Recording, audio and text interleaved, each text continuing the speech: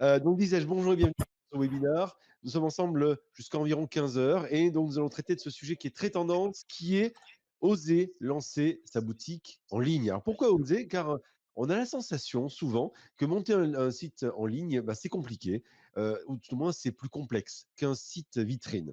D'après certains chiffres du Crédoc, on va se donner quelques chiffres, je vais vous les afficher immédiatement. Voilà. Et quand on regarde plutôt, pardon, ça c'est les chiffres du Crédoc qui nous dit que 2 tiers des TPE-PME ont un site web aujourd'hui et à peine 13% des TPE-PME se sont lancées, elles, dans le e-commerce. Quand on regarde les chiffres de la FEVAD, hein, la FEVAD, vous savez, c'est la Fédération des sociétés de vente à distance. Eh bien, ce qu'on constate, c'est qu'au premier trimestre 2022, le marché est, lui, en pleine croissance. 56%, c'est la part du chiffre d'affaires global du e-commerce dans la vente de services. Mais aussi 62 euros. 62 euros, c'est le montant moyen des transactions. Et puis, 11%, c'est la croissance du nombre de sites de e-commerce au premier trimestre 2022, et donc qui est une croissance véritablement en continu par rapport à 2020. Alors, si tout ça va bien, si tous les chiffres sont au vert, la question c'est pourquoi ça bloque? Pourquoi est-ce que quelque part on a la sensation que certains n'osent pas ouvrir leur boutique en ligne? C'est le sujet de notre webinaire aujourd'hui. Eh bien, d'après le baromètre de l'Axel de 2021, il y a 3 points qui bloquent. Les premiers freins, c'est le manque de compétences, la sensation que pour se lancer, ben, c'est compliqué et qu'il va falloir des éléments techniques pour pouvoir s'y mettre. La deuxième raison, le deuxième frein, c'est le manque de temps, parce qu'on a besoin de temps pour se lancer véritablement bien, c'est vrai, quelles que soient les solutions prises, mais c'est vrai que la question du temps est véritablement prégnante. Et puis le troisième frein, c'est la question du coût, le coût de la mise en œuvre. Combien ça va me coûter pour me lancer dans cette aventure? Et donc, tout ça, ça pose énormément de questions et nous allons avoir des réponses à vous apporter. J'ai des réponses, ou plutôt, ce n'est pas moi qui ai mes réponses, mais c'est les deux experts qui m'accompagnent aujourd'hui qui vont les avoir. On va commencer par Aurore. Aurore, Noumazaleh, bonjour. Vous êtes responsable marketing, site web et site e-commerce pour ProPME chez Orange. Bonjour. Bonjour Damien, bonjour à tous. Et nous avons Emmanuel Leclerc. Emmanuel, directeur business développement et opération des offres de visibilité ProPME. Bonjour Damien, bonjour Aurore et bonjour à tout le monde. Et puis, il y a un troisième invité. Ce troisième invité, c'est vous. Vous qui êtes actuellement en ligne, qui nous rejoignez actuellement. Eh bien, vous qui êtes en ligne et qui nous avez rejoints, merci à vous d'être là. On va répondre à toutes vos questions. Alors, pour cela, c'est super simple. Sur la droite de votre écran, il y a un chat. Donc, il vous suffit juste de nous poser votre question dans ce chat et on y répondra, on la prendra et on discutera avec vous. Je la poserai à mes invités. En revanche, moi, j'ai deux questions pour vous. Ce seront les deux seules que moi, je vais vous poser. Et pour cela, il y a sur la droite de votre écran, juste en dessous de l'icône de chat, vous avez une icône sondage et je vais vous demander d'y répondre. Si vous le voulez bien, ça va prendre quelques instants. La première question, elle est très simple, c'est avez-vous déjà un site internet? Alors, avez-vous déjà un site internet? C'est la première question que je vous pose et vous avez allez, quelques secondes pour y répondre, juste pour savoir un peu, pour mieux se connaître. Avez-vous déjà un site internet? Les réponses commencent à arriver, voilà. Alors allez-y, donc c'est sur la droite de votre écran, sous l'onglet chat, vous cliquez, vous avez un onglet sondage et vous pouvez tout simplement cliquer et répondre ici. La majorité des gens nous répondent qu'ils n'ont pas de site internet. Donc Aurore, Leclerc et Emmanuel, ça nous donne déjà une première tendance sur les éléments qu'on va pouvoir apporter aux personnes qui nous regardent. Donc ça, c'est la première question que j'avais à vous poser. La deuxième question que j'ai à vous poser, c'est pour quelle raison est-ce que vous ne vous êtes pas encore lancé dans le e-commerce? Alors, en plus de ça, vous avez la possibilité de répondre à deux occurrences. Vous pouvez répondre une question, une réponse, pardon, il n'y a pas de bonne, hein, bonne ou mauvaise, votre réponse, et vous pouvez même en répondre deux si vous le voulez. Donc pareil, même chose, sur la droite de votre écran, est-ce que c'est le temps? Est-ce que c'est les compétences qui vous posent souci? Est-ce que c'est l'argent? Est-ce que c'est la rentabilité? Allez-y, vous pouvez voter. Je vous laisse quelques secondes afin que nous fassions mieux connaissance ensemble. Voilà, les chiffres sont en train de bouger. Ça vote, ça vote. Et on va prendre les résultats dans quelques instants. Voilà, on va fermer les votes. À 33%, c'est la question du temps et de la compétence qui pose souci en premier lieu. Et puis en deuxième temps, l'argent et la rentabilité. C'est principalement le temps, à 43% qui joue, puis les compétences. à quasiment 30%. Et enfin, l'argent et la rentabilité à chiffre égal. Voilà. Donc, c'est toutes les questions, effectivement, de temps et de compétences, véritablement, parmi les freins qu'on a pu se donner, qui posent question. Eh bien, on va se poser toutes ces bonnes questions et on va surtout y répondre. Et on va commencer par le, alors là, je vous montre un peu comment le webinaire va se découper en 4 parties. La première, ça va être les différentes solutions qui peuvent s'offrir à vous. La deuxième, ça va être la checklist des éléments à avoir en tête avant de se lancer. La troisième, ça va être des exemples concrets, une démo, pour faire simple, de comment gérer sa boutique en ligne. Et puis la quatrième partie, ce sera vos questions, sachant que vos questions, on va les prendre au fil de l'eau. Mais si vous avez encore des questions à poser, vous pourrez à la fin, on fera une session participative et spécifique avec mes deux experts, Aurore et Emmanuel, à qui je vais laisser immédiatement la parole. Aurore et Emmanuel, on va commencer par les différentes solutions qui s'offrent à nous. Là, le sondage, voilà, c'est déjà fait. Alors, comment est-ce que ça marche, Aurore? Je crois avoir compris qu'il y avait, comme on le voit sur ce triangle, 3 modalités principales quand on veut se lancer. Ah, Aurore, il faut ouvrir son micro, par contre. Tout à fait, Damien. Donc effectivement, il y a 3 options qui s'offrent à vous. Alors la première, c'est de faire vous-même. Faire vous-même, ça veut dire quoi? Très concrètement, vous allez aller sur un moteur de recherche, taper je veux créer ma boutique en ligne, et puis vous allez avoir des plateformes de e-commerce de type Shopify, Wix qui vont s'afficher. Vous allez souscrire et donc vous allez devoir construire votre boutique en ligne de A à Z. Vous faites tout seul. C'est un peu, je dirais, comme quand vous faites votre album numérique photo tout seul. Hein. Donc on vous dit qu'en 2-3 clics vous allez y arriver. Les logiciels sont très bien faits. C'est exactement le cas, mais sauf que lorsque vous allez commencer à construire votre site, la première version, elle va pas vraiment être à la hauteur, hein, comme votre premier album photo numérique. Vous n'avez pas vraiment envie de le partager avec votre famille et vos amis. Et donc, vous allez devoir passer du temps, en fait, à affiner cette première version du site en utilisant le logiciel de création qui aura été mis à votre disposition par ces plateformes-là. Donc oui, vous pouvez faire tout seul. Oui, il y a des logiciels disponibles, mais ça va supposer, d'une part, que vous avez du temps disponible. Ça va être le premier prérequis. Et le deuxième, ça va aussi supposer que vous ayez une aisance, en fait, avec des logiciels de création digitale. Et ça va être les arbitrages, en fait, hein, les critères qui vont faire que vous allez aller vers ces solutions. Donc, première option, vous faites vous-même. Deuxième option, vous déléguez à un prestataire, alors qu'on appelle communément un prestataire clé en main. Donc, cette option, en fait, elle consiste à aller voir un prestataire qui va vous construire un site basé sur vos contenus, hein, les contenus qui vous appartiennent, vos photos, vos descriptifs, voilà, tous vos paramètres, mais il va s'appuyer sur des modèles et des thèmes qui sont préexistants. Donc, par exemple, ça peut être des thèmes liés à votre activité. Donc, il va avoir plusieurs modèles pour la restauration, plusieurs modèles pour les articles de prêt-à-porter, et in fine, il va vous livrer un site personnalisé, mais qui sera basé sur des modèles plus industrialisés. Et donc, on va le voir tout à l'heure avec Emmanuel, vous allez pouvoir avoir un site qui met en valeur vos produits, tout en l'ayant délégué à un expert, donc vous allez gagner du temps, et on va le voir tout à l'heure avec un très bon rapport qualité-prix. Donc la prestation clé en main, c'est vous déléguer, donc ça vous permet de gagner du temps, et puis vous donnez aussi, je dirais, la main à des experts, dont c'est la compétence. Donc, vous déléguez aussi toute la partie technique et vous vous concentrez sur vos contenus. Tout à l'heure, vous nous avez dit que votre problématique, pourquoi vous vous lanciez pas, c'était parce que vous n'aviez pas le temps et que vous n'aviez pas les compétences. Et bien là, on est vraiment dans une option qui vous permet de gagner du temps, de profiter de la compétence des experts et d'avoir un bon prix d'accès. Et c'est là-dessus, en fait, on verra tout à l'heure que nous, Orange, on se positionne, on sait que vous n'avez pas le temps, on sait que vous n'avez pas forcément les compétences, et donc nous, on s'est positionné sur cette prestation clé en main où on va vous livrer un site déjà tout fait, dans un délai de quelques semaines et qui correspond vraiment à vos besoins. Et puis, il y a une troisième option qui est aussi où vous déléguez la création de votre site, mais là, ça va vraiment être une option, c'est ce qu'on appelle l'option sur mesure. Donc, vous allez vers une agence. Ça suppose que vous avez des besoins très spécifiques ou des besoins complexes et donc auxquels ne répondent pas des solutions clés en main.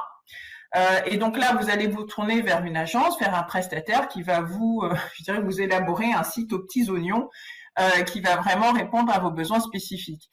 Cette option-là, elle est moins, Elle répond moins à des besoins de professionnels ou de petites entreprises. En général, c'est plutôt pour des grandes entreprises. Et c'est aussi, on le verra à travers l'intervention d'Emmanuel, c'est un autre coût, qui n'est pas toujours accessible. Et on l'a vu, hein, vous nous avez dit que l'argent et la rentabilité, c'est un de vos soucis majeurs. Donc le sur-mesure, il faut vraiment avoir des spécificités pour aller sur du sur-mesure. Donc voilà les 3 options qui s'offrent à vous sur le marché. Alors effectivement, merci Aurore pour déjà cadrer un peu les choses. On parlait de coût il y a quelques instants, quelques secondes, sur la question du coût. Emmanuel, justement, concrètement, on va se parler, hein, sans se mentir. Ça coûte combien de faire un site de e-commerce selon les différentes solutions qui ont été présentées par Aurore? Alors, merci de cette question qui n'est pas simple. Je vais essayer d'être le plus concis et clair possible. Déjà, il faut admettre que c'est un petit peu la jungle au niveau des tarifs et potentiellement, il peut y avoir une certaine opacité. Si on résume donc ces 3 grandes familles d'acteurs, donc créer sa boutique en ligne en sur-mesure, donc avec des prestations qui peuvent être très différentes. Les coûts sont entre 5 et 10 000 euros pour la création. Certains intègrent de la maintenance, pas d'autres. Il peut y avoir des logiques d'engagement plus ou moins longues, mais ayez en tête, voilà, en sur-mesure, 5 à 10 000 euros pour la création du site. Pour la partie clé en main, donc ce qu'a évoqué Aurore, on est plus sur des logiques de loyer mensuel aux alentours de 100 à 150 euros par mois.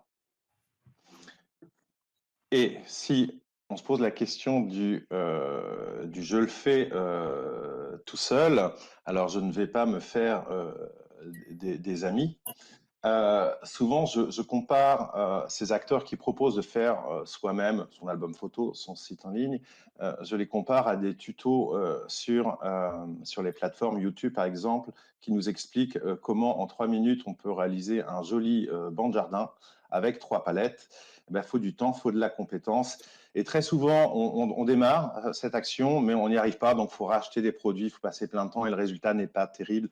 C'est un petit peu la même chose et il peut y avoir un certain nombre de coûts cachés qui apparaissent pour avoir un résultat satisfaisant. Encore une fois, là, on est sur des enjeux de boutique. Une boutique, c'est pour vendre et les consommateurs sont exigeants. Alors Emmanuel, une question, est-ce que Alors justement, ce que j'entends, c'est que finalement, le gratuit ou le vrai gratuit demande du temps, ou n'existe pas vraiment. Quid des plateformes qui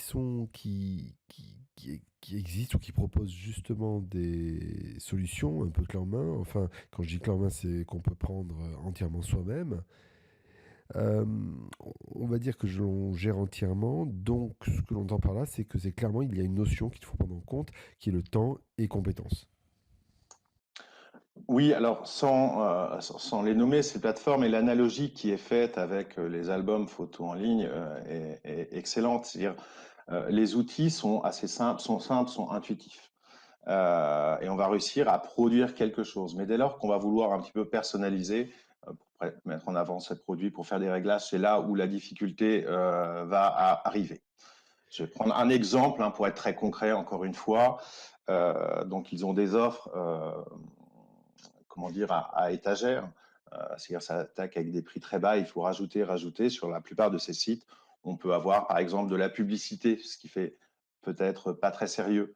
Certains acteurs peuvent aussi décider de mettre en place en fait des commissions sur les ventes, ce qui peut être voilà, pas simple selon votre business plan, selon la marge que vous dégagez sur chacun des produits. Alors, il y a aussi peut-être aussi la question de la durée d'engagement. Est-ce que c'est des choses qui sont claires, ça aussi?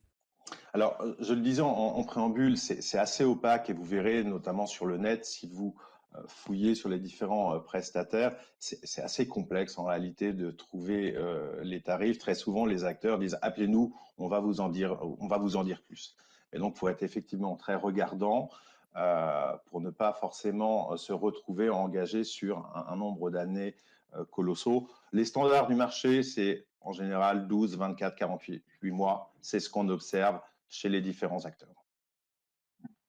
Alors, il y a une question de Ali qui nous dit, je veux un site e-commerce de PrestaShop ou WordPress. Combien est-ce que ça coûte? Eh bien, quelque part, la réponse a été répondue, Emmanuel.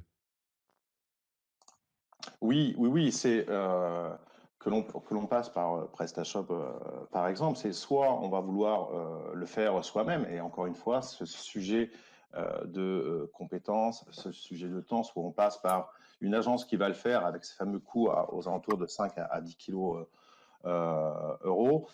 PrestaShop de la même façon, si on le fait soi-même, c'est-à-dire si on est technophile, qu'on a le temps, il va y avoir un certain nombre de coûts additionnels qui vont venir se mettre en place, notamment des commissions sur vos ventes. Alors, il y a trois fonctions clés qui sont intéressantes à avoir en tête, hein. Quand on a préparé ce webinaire, vous m'avez mis en avant. Aurore, est-ce que l'on peut parler des modèles de présentation? Oui, donc le modèle de présentation, c'est vraiment quelque chose qu'il va falloir que vous regardiez lorsque vous allez sélectionner le prestataire. Allez voir quels sont les sites qui ont déjà été faits chez ce prestataire ou les sites de démonstration de ce prestataire. Comme l'a dit Emmanuel tout à l'heure, le site e-commerce est un site qui est fait pour vendre. Donc vendre, ça veut dire quoi? Ça veut dire que vous devez mettre en valeur la présentation de vos produits doit les mettre en valeur. Il doit vous permettre de vous démarquer de vos concurrents. Il doit vous permettre de mettre en avant vos atouts. Donc vous devez vraiment être vigilant sur la richesse et l'agencement des fiches produits et des pages produits que la plateforme que vous allez sélectionner propose. Est-ce que vous pouvez mettre plusieurs photos de vos produits sous différents angles, si c'est du produit physique? Est-ce que vous avez suffisamment de place pour décrire votre produit et ses atouts? Est-ce que vous pouvez afficher les stocks? Est-ce que vous pouvez afficher par exemple des bandeaux de messages mettant en avant des promotions ou le fait que c'est une exclue web ou que c'est votre meilleure vente? Est-ce que vous donnez la possibilité à votre client de sélectionner ce produit dans ses favoris pour qu'il puisse revenir vers ce produit quand il revient? Est-ce que vous pouvez aussi proposer des produits associés, hein? Voilà, vous avez l'habitude d'acheter sur Internet. Plus de 80% des Français ont déjà acheté sur Internet. Donc, vous savez que souvent, quand on vous présente un produit, eh bien, on vous présente des produits associés. Donc, lorsque vous allez aller sélectionner la plateforme, regardez déjà les exemples de sites parce qu'il faut vraiment vous assurer que les modèles de présentation vont mettre en valeur vos produits. Parce que vous, votre enjeu, c'est que lorsqu'un visiteur arrive sur votre site, eh bien, il aille sur une page produit et qu'il ait envie de cliquer sur ajouter ce produit au panier. Donc, vous devez vraiment mettre en avant de manière claire et de manière attractive tous les atouts, tous vos avantages, tous les avantages de votre produit, de votre service. Ça peut être aussi un produit numérique, hein. Vous pouvez vendre des photos à télécharger, des e-books et des choses comme ça. Et ça, soyez très vigilants à la richesse des fonctionnalités de présentation de vos produits. Alors, il y a un deuxième élément, c'est la question du responsive. C'est un mot qui a l'air un peu barbare comme ça. Emmanuel, qu'est-ce que ça veut dire? Alors, responsive, pour un site web, finalement, c'est dire qu'il va s'adapter à tous les supports utilisés par les internautes. Donc, l'internaute final utilise un PC, une tablette, un téléphone mobile, quelle que soit sa taille. La fonction responsive, en fait, va adapter l'affichage. Ce que l'on voit dans les usages du e-commerce, notamment, c'est le développement des internautes qui achètent par mobile. Donc, c'est vraiment essentiel. Il faut que votre site e-commerce soit accessible de bonne qualité, aussi bien pour un internaute qui est derrière son PC que depuis son téléphone mobile. On peut mettre quelques chiffres. C'est aujourd'hui quasiment la moitié des achats en ligne qui se font depuis un mobile. Et plus votre clientèle est jeune, plus cette proportion augmente. Donc c'est vraiment essentiel, hein. On voit encore beaucoup sur le marché ou des sites un peu anciens qui n'ont pas évolué en ce sens. Et pour quelqu'un qui se lancerait, hein, comme vous toutes, vous tous, autour de ce webinaire, il faut y penser dès le démarrage. Pensez mobile, pensez mobile. Troisième élément, troisième fonction clé.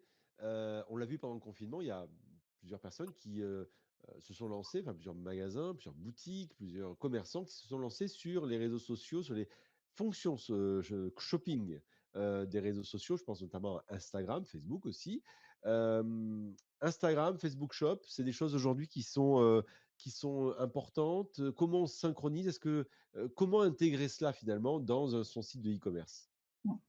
Alors, effectivement, Emmanuel a dit que le e-commerce sur le mobile devient dominant en fait. Donc comme vous n'êtes pas équipé de ce qu'on a entendu dans le sondage, ben, vous avez de la chance, vous allez tout de suite sur des sites qui sont responsive mobile, donc c'est génial.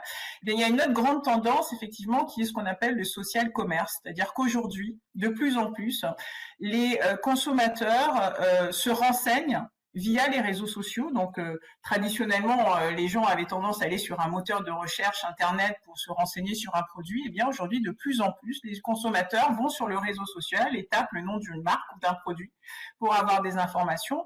Et vous le voyez tous les jours, vous voyez des posts présentant les produits et vous donnant accès en cliquant à la fiche produit au site e-commerce du marchand.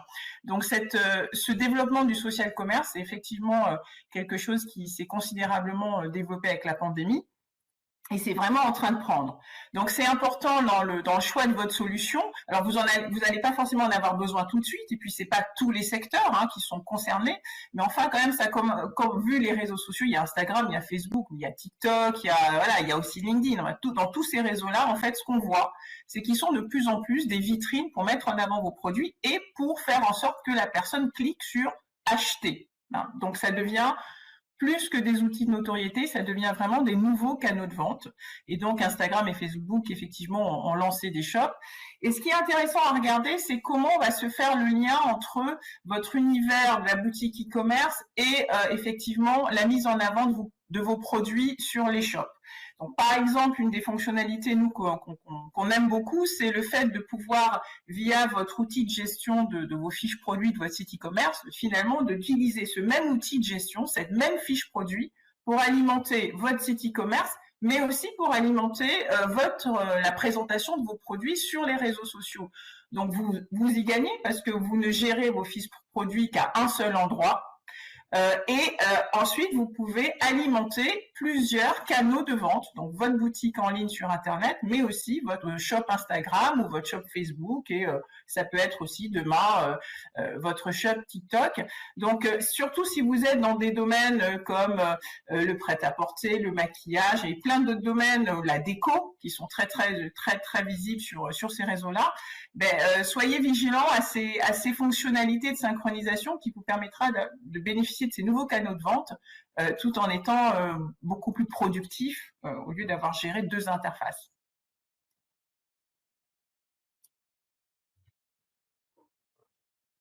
On ne t'entend plus, Damien.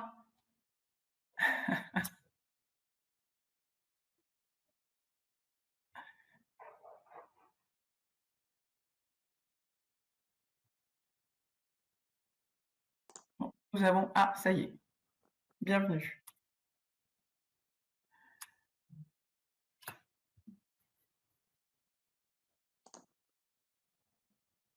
Nous avons perdu Damien. Nous avons perdu Damien.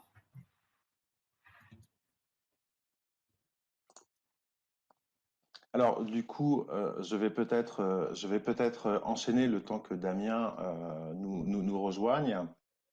Nous allons passer à la seconde partie qui est quelle est la checklist des éléments indispensables à avoir en tête avant de se lancer. Parce que finalement, on l'a vu, vous êtes tous en phase de création, de réflexion, donc quelles sont les choses essentielles à avoir en tête.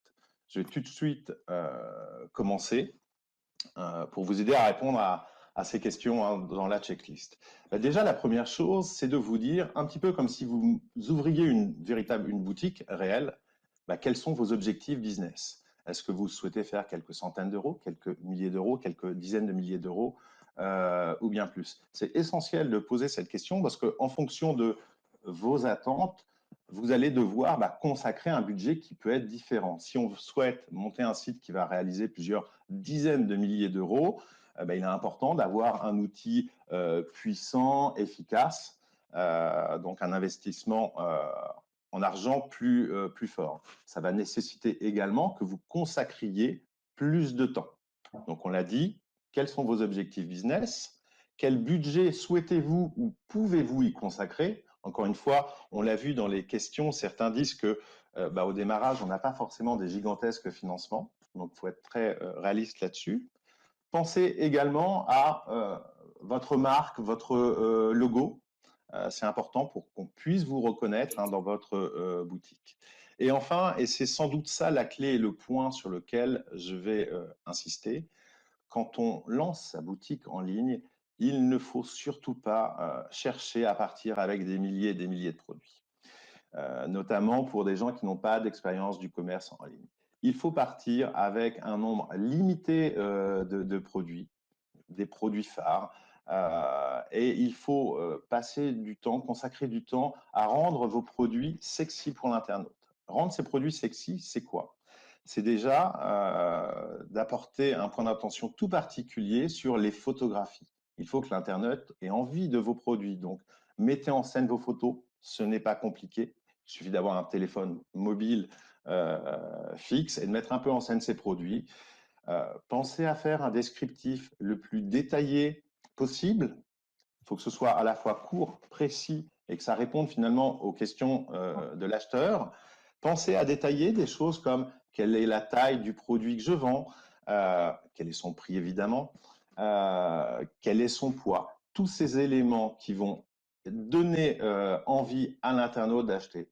Et donc, commencez avec voilà, peut-être une dizaine de produits. Ça va vous permettre aussi de vous entraîner, de voir ce qui marche bien, de ce qui marche moins bien en termes de description, en termes de photos. Et progressivement, quand le succès va arriver, vous allez pouvoir rajouter des produits. Ça, c'est vraiment un conseil important. Et enfin, peut-être aussi une autre chose. Donc, on a dit qu'on limitait le nombre de produits au démarrage. Pensez à les catégoriser. On peut faire une analogie avec la grande distribution. Quand vous rentrez dans un supermarché, ils ont rangé l'alimentaire avec l'alimentaire, les produits éducatifs ensemble. Pareil, regrouper en fait vos produits sur des thématiques. Si on est, par exemple, on veut se lancer dans de la cosmétique en ligne, il peut y avoir une catégorie pour les hommes, une catégorie pour les femmes. Voilà, et n'hésitez pas à être innovant d'ailleurs dans cette catégorisation. Donc voilà pour les éléments que je voulais partager avec vous. Alors, Aurore. merci Emmanuel, a priori vous me réentendez. Aurore, il y a aussi d'autres éléments, notamment sur tout ce qui est moyen de paiement, entre autres, pas seulement. Qu'est-ce qu'on peut se dire en termes d'éléments indispensables à avoir en tête, parce qu'il ne s'agit pas de vendre, mais il faut aussi délivrer. Exactement. Donc déjà, il faut que votre client ait envie d'appuyer sur ajouter le produit dans le panier, puis ensuite, il va falloir qu'il puisse payer. Donc, un indispensable, c'est de définir les moyens de paiement que vous allez proposer aux acheteurs sur votre site internet. Donc, il y a des moyens de paiement en France qui sont quasiment incontournables. La France, le paiement par carte bancaire est un paiement incontournable en France. Donc, pour pouvoir proposer le paiement par carte bancaire, il va falloir que vous souscriviez un contrat auprès d'un prestataire de paiement. Donc, c'est pas la plateforme de e-commerce qui va en fait vous donner vous fournir cette prestation. La plateforme de e-commerce que vous allez choisir, en fait, va être compatible avec un certain nombre de prestataires de paiement du marché, et donc vous allez devoir souscrire un contrat auprès de ce prestataire de paiement. Et ensuite, en général, la connexion va se faire de manière très très simple entre la plateforme e-commerce et ce prestataire. Donc, il y a des prestataires très connus sur le marché. Donc, je vais en citer quelques-uns quand même. Donc, PayPal est très très connu sur le marché, assez facile à mettre en œuvre. Donc, c'est pas toujours celui qui est préféré, mais ça va quand même très vite. Donc, c'est vrai que quand on se lance, Emmanuel a dit tout à l'heure, c'est du pas à pas. Donc, c'est du progressif. Donc, voilà, vous pouvez partir sur 10 produits avec un prestataire qui se met en place très simplement comme PayPal. Et puis ensuite, vous pourriez évoluer sur d'autres types de prestataires par la suite. Et puis, il n'y a pas que le paiement par carte bancaire. On a beaucoup parlé du click and collect, où là on paye, mais vous avez aussi le paiement en magasin. Donc, ça va vraiment être en fonction de votre activité, de ce que vous vendez, et aussi de vos clients. En fonction de votre cible client, vous avez peut-être des clients qui sont pas très à l'aise pour payer avec une carte bancaire, ou des clients qui préfèrent payer quand ils viennent dans votre magasin. Donc, réfléchissez bien aux moyens de paiement les plus adaptés à votre cible et proposez-les sur votre site. Ensuite, votre client, il a payé. Il va falloir lui mettre à disposition ce que vous lui avez vendu. Donc là, c'est l'option de livraison. Donc là aussi, en fonction de votre produit, de vos clients, qu'est-ce que vous leur proposez ? La livraison à domicile, qui est devenue un must-have. Donc aujourd'hui, on se fait tout livrer chez soi. Vous avez aussi la livraison en relais colis. Vous avez, donc j'en ai parlé tout à l'heure, le retrait en magasin. Ça peut être le retrait dans des drives qui sont des entrepôts. Donc vous avez aussi beaucoup d'options de livraison. Donc définissez ces options de livraison et assurez-vous que la plateforme que vous proposez vous permet bien de les mettre en avant. Et si vous faites de la livraison à domicile ou en relais colis, là aussi, potentiellement, vous allez devoir souscrire à un contrat auprès d'un prestataire logistique pour pouvoir qui va livrer vos produits à vos clients. Donc ça, sont des éléments qui sont indispensables à définir et à penser avant de vous lancer dans la création de votre site e-commerce. Sinon, ça sert à rien de vous mettre en ligne si vous ne pouvez pas faire payer et faire livrer. Ensuite, il y a des choses auxquelles vous ne pensez pas toujours, en tout cas nos clients qui partent sur le e-commerce, ce sont des choses auxquelles ils pensent au dernier moment alors qu'il faut les penser très rapidement. Ce sont les éléments légaux, les pages légales en fait de votre site. Pour pouvoir vous lancer dans la vente en ligne, c'est comme tout, vous allez devoir avoir des conditions générales de vente. C'est vraiment le document dans lequel vous allez décrire les conditions de vente, de livraison, de paiement de votre service. Et ça, c'est obligatoire. Voilà. Vous devez mettre sur votre site vos conditions générales de vente. Et dans le monde du e-commerce, il y a des choses qui sont très spécifiques parce que vous avez tout ce qui tourne autour de la politique de remboursement, de la politique de retour des produits. Ce sont des choses qui sont très importantes pour les clients. Donc, c'est des choses sur lesquelles vous allez devoir bien travailler parce que ça crée de la confiance.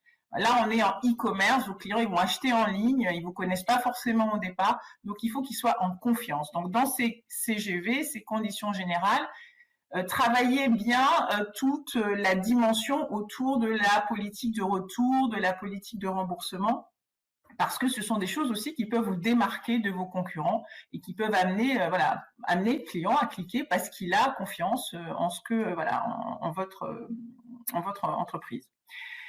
Autre page légale importante et pas toujours, auquel on ne pense pas toujours, c'est tout ce qui tourne autour de la politique de gestion des données personnelles ou politique de confidentialité.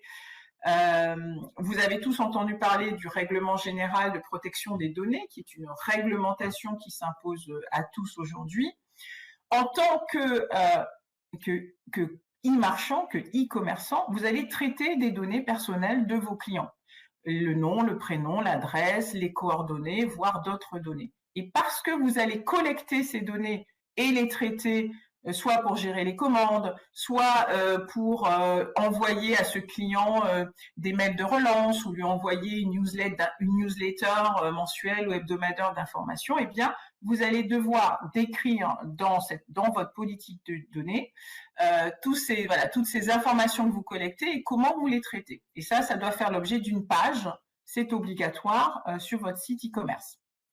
Donc, la plateforme de e-commerce ne va pas vous fournir tout ça, je dirais, pré-rédigé, parce que ça dépend vraiment de vos produits, de votre activité. Donc, pour le faire, vous pouvez soit vous tourner vers un juriste de proximité ou aller vers votre chambre de commerce qui peut vous donner les coordonnées de juristes qui vont vous aider. Mais sachez qu'il y a aussi des plateformes en ligne qui peuvent, sur la base de remplissage d'un questionnaire, vous fournir ces documents. Donc, vous tapez rédiger mes conditions générales de vente e-commerce et vous allez avoir une liste de plateformes auxquelles vous pouvez faire appel pour rédiger ces documents. Et dernier point, indispensable aussi, auquel vous devez penser très rapidement, c'est quels vont être vos indicateurs de pilotage d'activité. Donc, Emmanuel, tout à l'heure, a parlé des objectifs business. Donc, vous allez avoir des objectifs business, des objectifs de vente, des objectifs de nombre de produits vus. Donc, ces objectifs business, vous allez les décliner en indicateurs, en fait, qui vont être des boussoles pour vous, des boussoles qui vont vous permettre de savoir où vous en êtes sur vos performances et qui vont vous permettre derrière, de savoir comment ajuster vos actions sur votre boutique e-commerce, donc en fonction de votre taux de réussite. Donc ces indicateurs sont très importants parce que ce sont eux qui vont vous aider à prendre les bonnes décisions.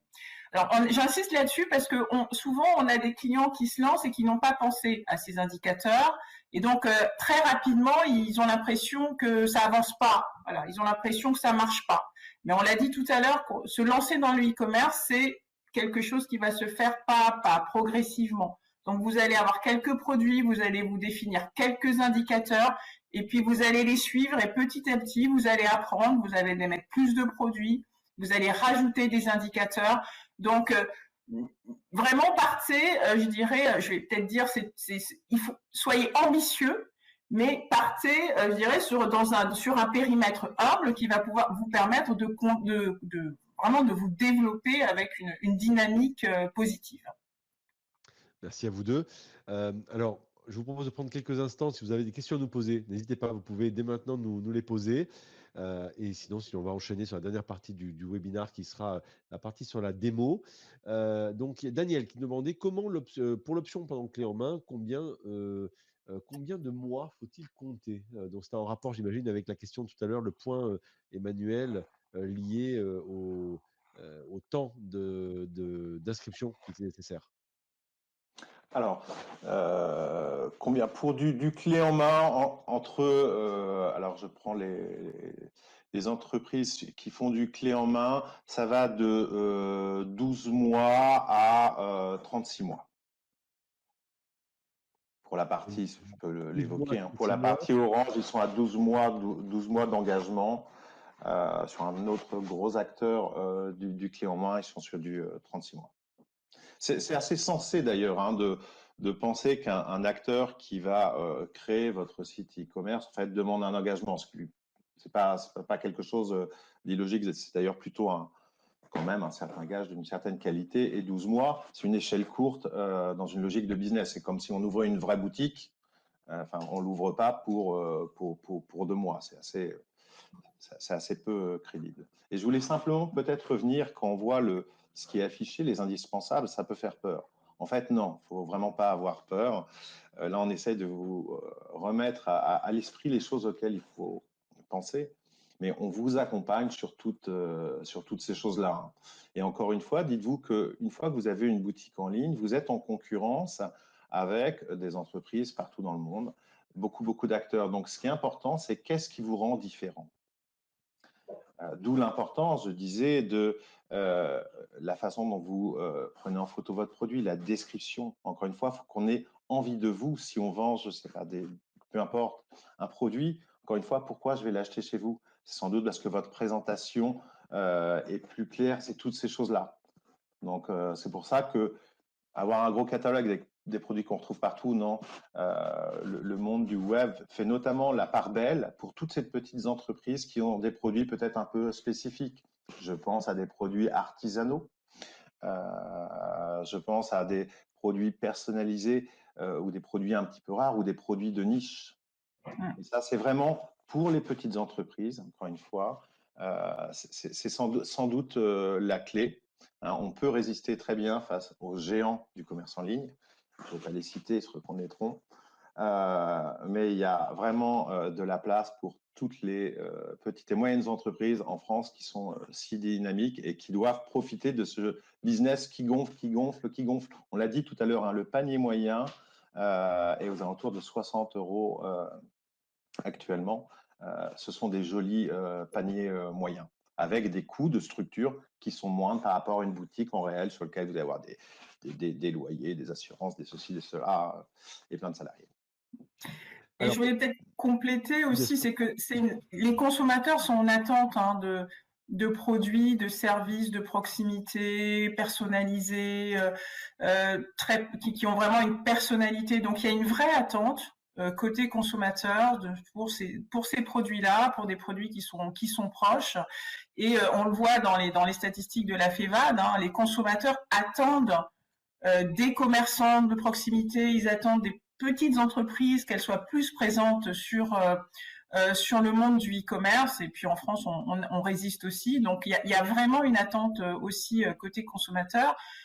Donc voilà, comme a dit Emmanuel, allez-y, vous pouvez lancer avec, vous avez un logo dit produit de catégorie, vous acceptez la carte bleue et vous proposez le click and, enfin je sais pas, le click and collect, ben, c'est déjà le début, c'est déjà le début de l'aventure. Voilà. Merci d'avoir précisé ces points. Merci pour vos questions. Alors, pour tenir l'horaire, je vous propose de passer à la dernière partie. Je vais laisser la main à Aurore qui va nous montrer par l'exemple à quoi ça ressemble de gérer une plateforme de e-commerce, tout simplement, avec des exemples très concrets. Alors, ça sera, je vais vous montrer des exemples. Donc, je voulais faire une démo, mais il y a toujours un effet démo au dernier moment. Hein, donc, on avait quand même prévu de vous montrer ça. Alors, est-ce que j'arrive à prendre la main? Tu me donnes la main, Damien? Moi, je ne vais pas te donner, normalement, ça fonctionne tout seul, mais sinon, c'est pas grave, je peux avancer. Voilà, c'est bon, ça fonctionne. C'est bon? Ok. Alors, je vais vous montrer quelques petites choses en fait que vous devez faire au quotidien lorsque vous gérez une boutique. Tout à l'heure, on a parlé des fonctionnalités clés. Alors, une des fonctionnalités clés que je n'ai pas abordées, c'est que quand vous allez choisir votre prestataire, évidemment, il faut que vous ayez une belle boutique. C'est-à-dire, il faut que vos clients y voient vos produits soient bien mis en avant. Il faut aussi que vous ayez un outil de back-office qui soit fluide, qui soit simple, parce que c'est votre boutique, donc vous allez devoir la gérer au quotidien. Lorsque vous avez un magasin, vous faites des réassorts, vous changez votre vitrine, vous changez vos prix, vous faites des promos. C'est exactement pareil sur le e-commerce. Donc, vous devez avoir, d'une part, accès à l'outil de gestion de votre boutique. Une solution de e-commerce, c'est aussi un outil de gestion de back-office. Et cet outil, il faut qu'il soit suffisamment simple pour qu'au quotidien, vous puissiez faire vivre votre boutique. Alors, qu'est-ce que vous allez faire au quotidien? Donc, je vais vous montrer 2-3 petites choses pour que vous puissiez, que ça puisse concrétiser dans votre esprit. Alors, j'ai un petit souci d'affichage. Voilà. Est-ce que vous voyez? Très bien. Donc là, je vous donne un exemple. Donc ça, c'est l'outil que nous mettons à la disposition de nos clients, hein, e-commerce. Donc là, typiquement, je suis un e-commerçant, je me connecte à mon espace client et j'arrive sur mon tableau de bord. Mon tableau de bord, c'est la synthèse de mon activité. Donc là, sur ce tableau de bord, en haut, vous voyez, il y a un truc, c'est très explicite, hein, liste de choses à faire. Donc liste de choses à faire quand je suis un commerçant, c'est quoi? C'est gérer mes commandes. Et donc, dans cette liste de choses à faire, on me dit, vous avez 3 commandes non payées qui doivent être expédiées. Voilà. Donc, si je clique sur gérer mes commandes, eh bien, je vais arriver, alors c'est un petit peu lent, voilà. Je vais arriver sur mon écran de gestion de commandes. Donc ça, c'est la première chose, la chose la plus importante quand vous êtes e-commerçant, c'est gérer vos commandes. Donc, ayez à l'esprit que derrière, avec ce back-office, eh bien, vous allez gérer l'avancement de vos commandes. Donc, je reçois une commande pour un produit. Donc, je vais faire évoluer son traitement. Donc, imaginons, je vais commencer à l'empaqueter. Ensuite, je vais l'envoyer. Ensuite, je vais gérer le paiement. Donc, tous ces statuts, toutes ces étapes de gestion de votre commande, c'est vous qui allez les gérer dans votre boutique. Et en parallèle, vous allez mettre à jour les statuts sur le back-office de votre site e-commerce. Donc, mettre à jour les statuts, c'est important parce que ça vous permet de savoir où vous en êtes. Donc là, je vous montre un autre exemple. Hein, en attente de traitement, vous voyez, vous avez tous les statuts possibles pour gérer votre commande. Donc là, je suis en attente de traitement. Je peux passer en traitement. Je peux dire c'est prêt. Pourquoi c'est important ces statuts? Pourquoi vous devez les gérer? C'est parce que vous avez en parallèle paramétré des notifications par email de votre client. Parce que dans le e-commerce, ce qui est important, c'est de vendre, mais c'est de gérer votre relation client, c'est de créer la confiance, on l'a dit tout à l'heure, et c'est de créer une relation personnalisée avec votre client. Donc, sur votre plateforme, à chaque fois que vous allez changer typiquement de statut, eh bien, vous avez en parallèle rédiger un email, une notification très particulière. Donc, le client achète, il reçoit une notification, j'ai bien pris en compte votre commande. Et puis, dès que la commande est prête pour le retrait, dès que vous passez au statut prêt pour le retrait, vous avez une notification qui est envoyée automatiquement à votre client. Donc, ayez vraiment à l'esprit qu'une solution de e-commerce, c'est aussi un outil de back-office de vos commandes. Donc, ça, c'est la première chose. Donc, il faut vraiment que vous ayez un outil simple à utiliser et très visuel, parce que ça va vraiment être un outil du quotidien pour vous, puisque l'objectif, c'est quand même que vous maximisiez le nombre de commandes. Ensuite, le deuxième, ce qui est important, on l'a dit tout à l'heure, ce sont les indicateurs, les statistiques. Donc, vous avez plusieurs types d'indicateurs. Donc là, par exemple, nous proposons à nos clients un rapport très simple. Le client peut sélectionner, donc, on va dire, la fréquence de ce rapport. Hein. Est-ce qu'il veut voir ces statistiques d'aujourd'hui, demain, la semaine, l'année ou le mois? En gros, il y a 3 familles de statistiques. Il y a les statistiques qui sont les statistiques de performance de votre site. Combien est-ce que vous avez eu de visiteurs sur votre site? Vos visiteurs, combien de produits vos visiteurs ont-ils vus? Donc ça, ce sont des statistiques qui vont vous permettre de travailler la navigation, la présentation de vos produits et ensuite aussi de travailler la communication sur votre site pour attirer du trafic. Ensuite, vous avez toutes les statistiques qui sont les statistiques liées à la commande. Donc là, par exemple, j'ai reçu tant de commandes et ces commandes, ou alors j'ai des clients qui ont mis des produits au panier, mais qui n'ont pas commandé. Donc ça, par exemple, ce sont des indicateurs qui sont très intéressants. Il faut que vous ayez en tête qu'aujourd'hui, on estime qu'il y a 70 à 80% des paniers qui sont abandonnés. C'est-à-dire qu'en gros, vous le faites comme moi, vous allez sur un site e-commerce, vous mettez plein de produits et puis ensuite, finalement, vous n'allez pas au bout de votre commande. Ça, c'est vraiment un fléau. Donc, ça va vraiment être un travail majeur de faire en sorte que votre client il aille jusqu'au bout et qu'il appuie sur payer. Et donc là, par exemple, un indicateur très important, c'est le nombre de paniers abandonnés. Et donc, vous avez sur certaines plateformes, la plupart aujourd'hui, la possibilité de relancer les clients qui ont des paniers abandonnés. Donc, vous allez avoir tous ces indicateurs liés à la commande qui vont vous permettre d'ajuster vos actions. Et après, évidemment, vous avez les indicateurs liés au chiffre d'affaires.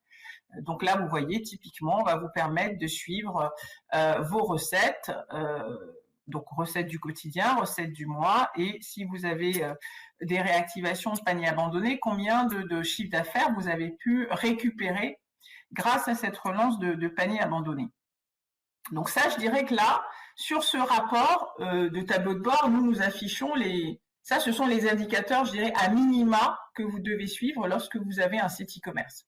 Après, au fur et à mesure, vous allez, comme on l'a dit, apprendre, vous allez monter en expérience et donc vous allez pouvoir travailler peut-être avec d'autres outils qui vont vous donner des rapports qui sont beaucoup plus complets, beaucoup plus précis. Mais pour l'instant, ça va être sur ces outils-là qu'on va vous faire travailler, avec lesquels vous allez travailler plus tôt. Du coup, voilà. Dernière activité que quand vous êtes e-commerçant, vous faites au quotidien, c'est la gestion de votre catalogue. Donc là, je vous donne un exemple. Donc ça, c'est un exemple de page de présentation de produits. Hein. Tout à l'heure, Emmanuel a parlé de catégories. Donc là, par exemple, vous voyez, nous, on a un site de démo qui est un site de produits normands, puisque la Normandie est très chère à Emmanuel. Donc, je lui ai proposé un site de démo avec des produits normands.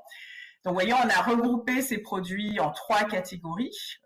Donc, des produits physiques, jus de pomme, calvados, etc. Des ateliers, parce que vous pouvez aussi vendre des services lorsque vous en ligne, on l'a vu tout à l'heure. Et puis, vous pouvez aussi proposer des dons, des cartes cadeaux, etc. Et donc, la gestion de votre fiche produit, de votre catalogue produit, ça va être quelque chose d'extrêmement important. Voilà, donc, une des autres actions que vous faites au quotidien, c'est de faire vivre votre catalogue produit. Vous allez rajouter des produits, vous allez en enlever, vous allez gérer des remises. Donc ça, c'est quand même très important dans le monde du e-commerce. Donc vous allez pouvoir gérer des remises à la quantité, des remises donc au volume, des remises en fonction du montant du panier. Donc vous avez toute une panoplie de remises. Et donc là, vous voyez, ça, c'est un écran de gestion d'une fiche produit. Donc, c'est vraiment vous qui allez remplir le nom du produit, son descriptif, son prix. Et là, typiquement, vous allez rajouter toutes les photos que vous voulez mettre pour illustrer votre produit. Vous pouvez afficher vos stocks et vous pouvez, par exemple, décider si votre produit est visible ou pas. Vous pouvez vous dire, moi, le samedi après, je sais pas, le lundi après-midi, à partir de 17h, je crée toutes mes fiches produits des produits que je vais mettre en ligne dans les 15 prochains jours, mais je vais les mettre en ligne petit à petit. Donc, vous pouvez programmer en fait la mise en ligne de vos produits, par exemple. Quand vous gérez une fiche produit, on a beaucoup parlé de la livraison tout à l'heure, donc vous allez aussi typiquement définir les modalités de livraison de ce produit. Un autre point que j'ai pas abordé, mais ça montre quand même qu'il y a beaucoup de paramétrage à faire sur un site. Donc c'est pour ça que c'est aussi intéressant de s'appuyer sur des gens qui ont l'habitude de le faire. C'est qu'il faut aussi paramétrer tous les éléments liés à la TVA. Donc ça va être en fonction de vos produits. On va aller activer le bon taux de TVA. Donc c'est vrai que si vous déléguez la création de votre boutique à un expert, en fonction de vos produits, il va voir ça avec vous. Et puis vous avez aussi la possibilité, tout à l'heure, je vous ai parlé des produits liés. Donc ça, ce sont des choses aussi que vous allez gérer au quotidien sur votre boutique. Voilà, donc là, vous voyez, c'est une fiche produit avec tous les onglets qui vont vous permettre de définir, d'écrire le contenu de votre fiche produit. Donc, il y a pas mal de choses à faire. Donc, soyez bien attentifs. Allez bien sur un outil qui est vraiment convivial, ergonomique, pour que ça soit simple pour vous au quotidien. Et puis, dernier exemple que j'avais envie de vous montrer, parce que ça aussi, c'est quelque chose d'important dans le e-commerce, c'est la gestion. On a parlé des remises tout à l'heure, mais aussi des coupons de réduction. Il y a beaucoup de coupons de réduction aujourd'hui dans le monde du e-commerce. Donc là, par exemple, eh bien, vous voyez, vous avez un outil qui vous permet de gérer des coupons de réduction. Vous définissez le nom du coupon, le montant, les types de clients auxquels vous allez le proposer ou le produit sur lequel vous allez proposer ce coupon de réduction. Donc ça aussi, c'est quelque chose que vous allez faire au quotidien. Donc une boutique e-commerce, c'est comme une boutique physique. C'est quelque chose qui va vous prendre du temps au quotidien, parce que voilà, vous allez devoir gérer le réassort, les offres, les performances, etc. Donc si vous êtes 100% digital, ben, ça va être le cœur de votre activité. Si vous avez une boutique, une activité physique en parallèle, eh bien, ça va être quelque chose qui va être complémentaire. Donc, dans votre projet, pensez bien que ça va être du temps. C'est vrai que c'est un nouveau canal de vente, mais c'est un canal, comme l'a dit tout à l'heure Emmanuel, c'est un canal où il y a beaucoup de concurrence. Et donc, c'est un canal sur lequel il va falloir que vous investissiez du temps en gestion au quotidien pour réussir. Donc, c'est plus qu'un simple canal supplémentaire, c'est vraiment une activité en tant que telle que vous allez mettre en place. Merci beaucoup Aurore pour cette présentation. Aurore, Emmanuel, il nous reste 5 minutes et on a des questions. Donc on va voir ça ensemble justement. On va voir aussi la solution que propose Orange, bien sûr, pour que le panorama de tout ce qu'on a pu se dire soit le plus clair. D'ailleurs, je profite que, puisque le slide est affiché, on en parle tout de suite. Et puis on va prendre les questions de Céline et Isabelle juste après. Qui veut en parler, Emmanuel ou Aurore? Oui, je peux en parler Oui. aisément. Donc, Orange, en fait, accompagne à une offre dédiée aux petites et moyennes entreprises dans le domaine du clé en main. C'est-à-dire qu'un expert va créer votre boutique en ligne, va vous accompagner, va vous guider pour trouver les bonnes conditions générales de vente, pour bien régler, on a vu, toute cette boutique pour que vous puissiez vous lancer. Et une fois que ça va être en route, ils vont vous donner accès également à un service client dédié, c'est-à-dire des spécialistes qui ne font que ça, parce que si dans 6 mois, vous les rajoutez un produit, vous ne vous rappelez plus comment faire, vous les appelez et vous guident. Et en termes de tarifs, on est sur un tarif de 99 € par mois, il n'y a aucun coût caché, avec un engagement 12 mois. Et actuellement, nous sommes sur une période de promotion qui fait que les 3 premiers mois sont offerts pour toutes les souscriptions jusqu'à fin juin.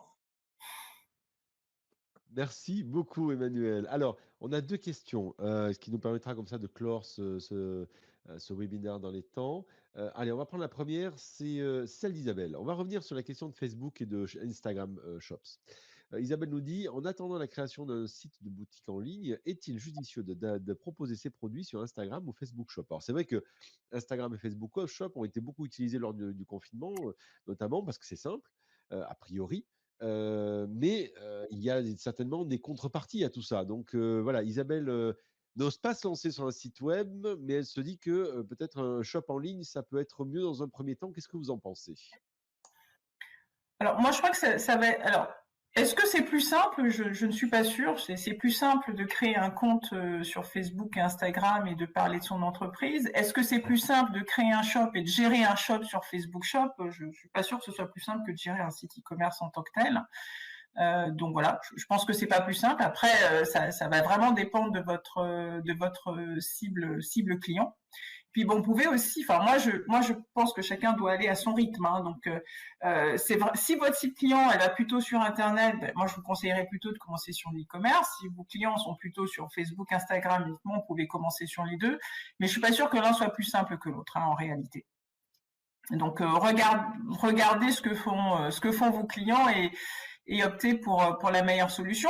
Il y a des solutions e-commerce comme on l'a dit et d'ailleurs on n'en a pas parlé mais nous on a vraiment un produit justement qui permet de faire cette synchronisation de manière très efficace entre les deux et donc il vous permet de bénéficier de l'ensemble de ces canaux.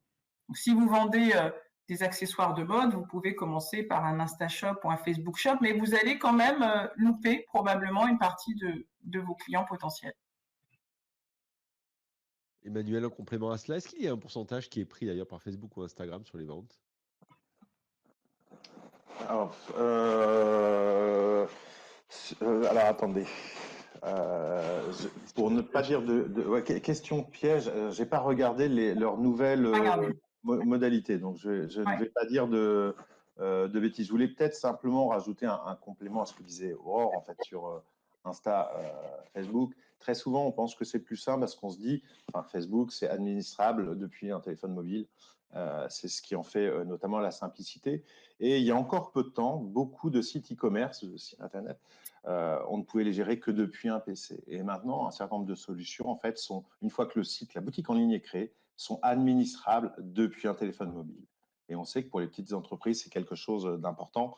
Et sur l'offre e-commerce d'Orange, je sais que les boutiques en ligne, encore une fois, que le cadre est posé, on peut la faire vivre en ligne. Je vais chez un fournisseur, je prends des photos du produit, je fais un descriptif, j'appuie sur le bouton en ligne, je suis mes commandes, je fais toutes ces choses-là. C'est-à-dire, je continue à vivre et ma boutique me suit partout.